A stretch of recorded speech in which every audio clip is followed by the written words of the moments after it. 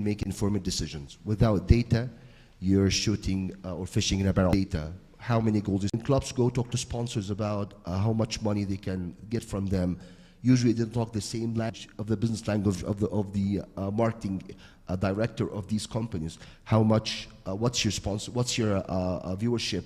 How many people attend your games? They ask about data. If you have the data, you will get the money. If you don't have the data, it's hard to get the money. Thank you very much. Hold on to your questions. Remember, if you have a question on data, we will be passing the microphone in a few. And then to Collins. Collins, I was tempted to ask a very chance-specific question, but then I changed my mind and I thought, let me be nicer. Because it was not going to be super nice. But anyway, when we speak about the sports economy, as a country, from where you sit, how far are we, and what are the challenges when it comes to really creating, a lasting sports economy, but also tapping into the sports economy? Are we doing it as a country? Okay, when you talk about the sports economy, we are very far. And one of the reasons we are very far is our mindset or approach towards sport.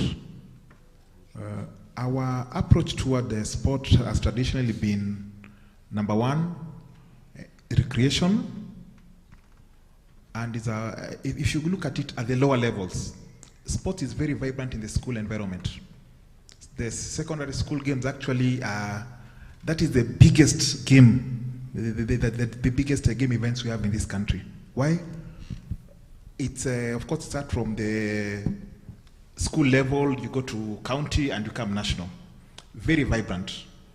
If we don't transition that post-school, because it's not considered, one, in terms of a career into what we are speaking, and also a business or commercialized. All this talent, and also it has to do with if you look at the economic situation, these talented people are participating in sports while in school, but the goal is what they are studying and try to make a life. So it's not a very straight option. That's what is making us lag behind. And then number two, and which comes now, because you also need to be looking at the solution. What Peter, in simple terms, is that if you build, you can have a product and a brand. For those who use taxis, you can come to KCC with a taxi, but you'll say, I've come with an Uber. Yet we did not use an Uber. You have to use Bolt or use a Bodaboda. I'm saying Mohammed is Mteja. That was a telecom line or another line, but there's a certain network associated with Mteja.